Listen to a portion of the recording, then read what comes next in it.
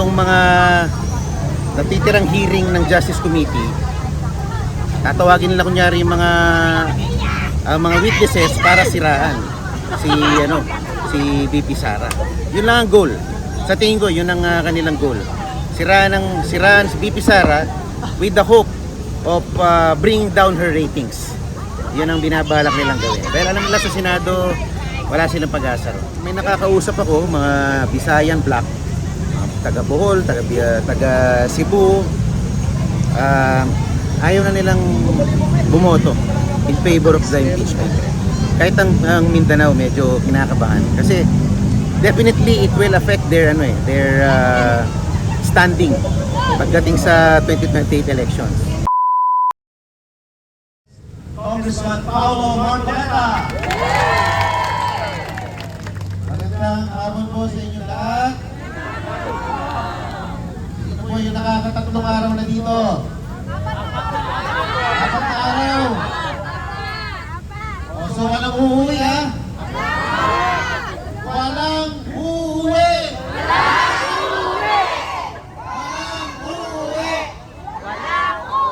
Walang uuwi hanggat di binababaan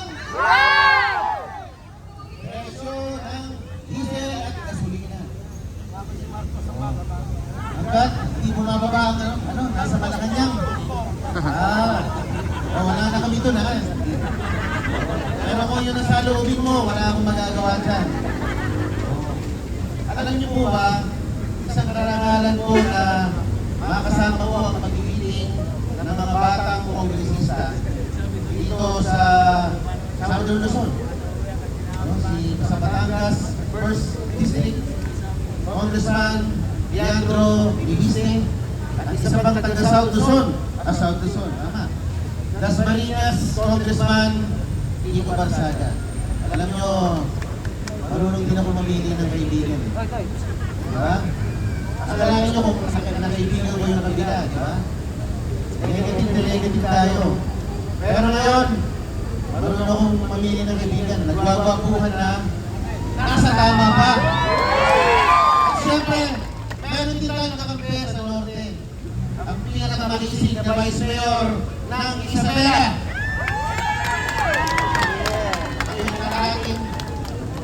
Tulad ni Vice Mayor, ako yung Ilocano rin. Kalahating Ilocano, kalahating Ita, kaya Italiano. Kita nyo naman, mabuting-mabuti. Nani ko Ilocano. Yan, sa Anao. Nag-aaral siya sa Bayambang. Ilocano rin. Pag-ikwento lang po ako sa inyo, alam niyo po ba nung Miyerkules, nagkaroon ng joint hearing sa House. Nandun, tinawag sila Secretary Garin ng Energy. Nandun si Secretary Frederick Go. Nandun ang mga taga-ERC, ETI, lahat, nagtabang klase ng agensya. Sa 10 oras ko na pamamalagi doon, wala akong nararamdaman na malasakit mula sa kanila. Nung itanong ni Congressman Brian po, meron pa bang pag-asa na tumaas ng 200 pesos ang diesel? Ang sinabi ni Secretary Garin, tingin ko baka mas tumaas pa doon. Dahil wala tayong kontrol sa nangyayari sa Middle East. Yung ba dapat marinig mo sa isang head ng Department of Energy? Tila walang pakialam, walang puso para sa mahihirap. Parang nagiging mistulang tagapagsalita ka na lang ba ng mga oil companies? Kapag nalalang ba na lang yung iniisip, hindi nila iniisip ang paghihirap ng regular na mamamayang Pilipino? Wala man lang walang nararamdaman na sama ng loob. Parang very passive ang kanilang reaksyon. Wala po kami magagawa Kasi yung ceasefire daw between US and Iran, hindi daw agad-agad mararamdaman yung role ba? Sabi nila, it may take weeks or even months para maramdaman daw yung pagbaba. Naniniwala ba kayo doon?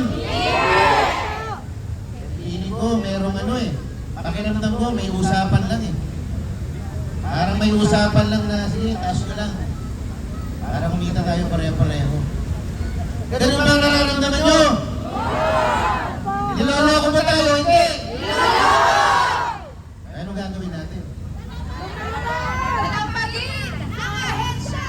Pagbaba ng langis. Kaya dapat, kung alam mo uuwi dito, hanggang di natin nabubulo ang liwasang Bonifacio umabot hanggang Mindoro, wala dapat uuwi.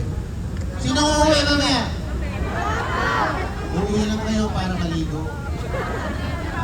Inaamoy kasi atin, naamoy kami. Napakaraming may asip dito.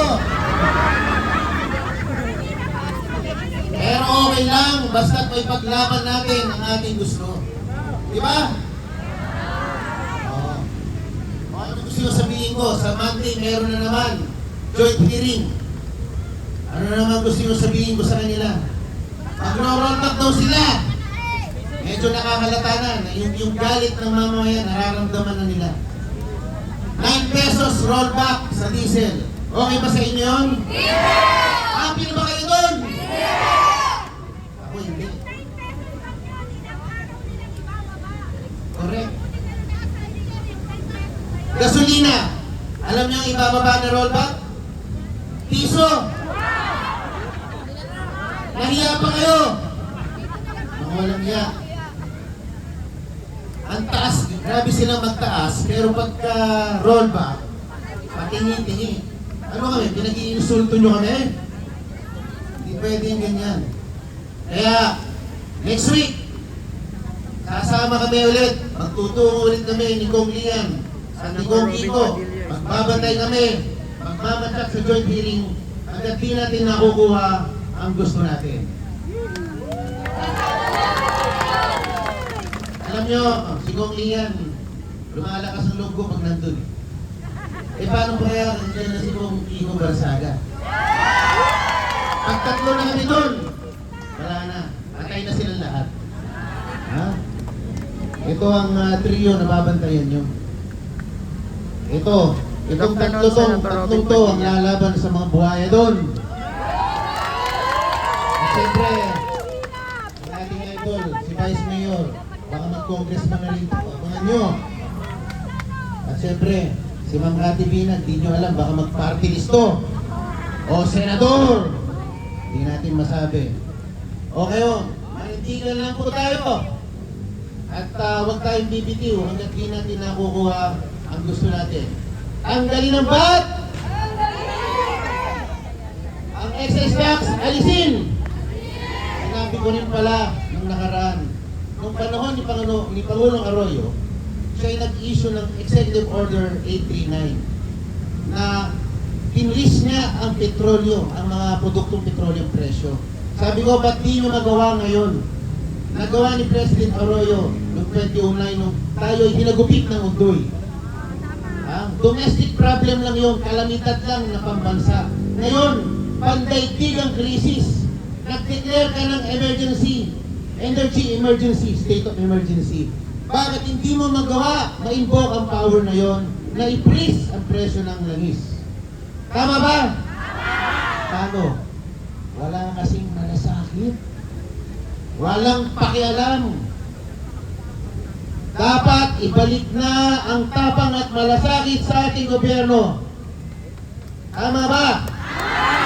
Hanggat nandito ang mga leader na ito sa harap nyo, pagsisikapan namin na ibalik ang tapang at malasakit para sa ating mga mamamayan. Maraming salamat po at magandang hapon sa inyo lahat. Yung mga babalik namin sa inyo. Magaling na dyan, lalo sa Kongreso na matatanda na, mahiya kayo, mga bata pa yung lumalaban sa korupsyon. Dapat kayong ehemplo na dapat nagpapakita sa kanila na kayong tumulong para sa bayan. Diba? Ibig sabihin ma'am, mas maganda talaga ang bago Yes. kaysa luma. Yes.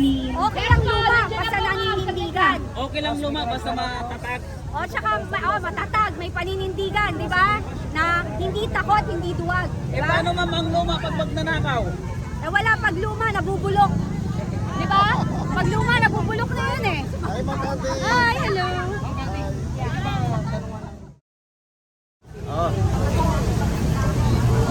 po yung masasabi mo na tila ba ngayong gustong madaliin ng Committee on Justice ang impeachment process kay Vice President Sara nung malaman nila na may mga petition sa Supreme Court na ipatigil itong illegal na impeachment kay VP Sara? Ang pakiwari ko dyan, gusto nilang dito pa lang sa hearing, pakiwari ko lang, sirain nila ng lubusan si Vice President Sara. Kasi doon sa Senado, walang mangyayari dyan eh. They don't have the numbers in the Senate. Kaya dito pa lang, gusto nilang sulitin ang mga hearings. Itong mga natitirang hearing ng Justice Committee, tatawagin nila kunyari yung mga witnesses para siraan si VP Sara. Yun lang ang goal. Sa tingin ko, yun ang kanilang goal. Siraan si VP Sara with the hope of bringing down her ratings. Yun ang binabalak nilang gawin. Dahil alam nila sa Senado, wala silang pag-asa ron. Pero sir, sa Kongreso po ba makukuha nila yung numero para may si VP Sara? Sa akin, may nakakausap ako, mga Visayan Black, taga Bohol, taga Cebu. Ayaw na nilang bumoto in favor of the impeachment.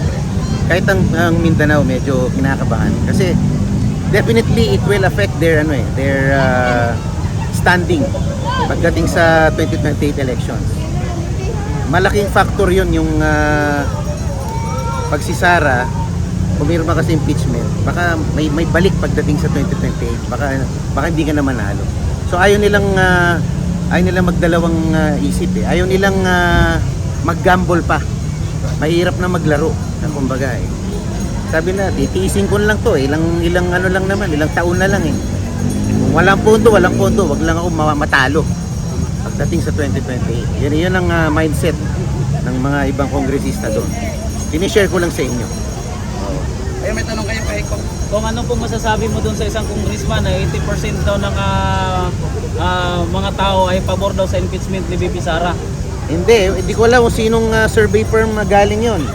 Hindi ko alam, pero ang namamayani na sentimento ng taong bayan ay kung paano sila makatawid sa pang-araw-araw na kahirapan na kanilang tinatahak araw-araw. Andiyan ang pagtaas ng presyo ng krudo, gasolina, ang LPG magkano na? Dati 900 lang, magkano na ngayon? 1.8? 1.5 sa inyo. O siyempre, may epekto yan sa pagkain. Yan ang yung mga gut issues, yan ang mga iniintindi ngayon ng Pilipino, hindi yung impeachment. Unahin muna ang mga pangunahing problema ng bansa bago ang impeachment. Yun ang sabi ng mga Pilipino. Paano kayo gagawa, magge-generate ng trabaho? Ang trabaho na magbibigay ng sapat na kita. Yan, yung mga kung paano maibsan na kumakalam na sikmura, yan ang iniintindi ng mga Pilipino. Hindi impeachment na yan. Yung grupo lang nila yan, sila lang interesado dyan dahil ayaw nila na pagdating ng araw, mapalitan na yung liderato at sila delikado, mapunta sa delikadong posisyon. Yun ang kinakatakot ng mga yan. Ayun. Tanong pa kayo kay Kong. Kayo po. Meron na. Salamat Thank you po. Okay, salamat. Salamat po.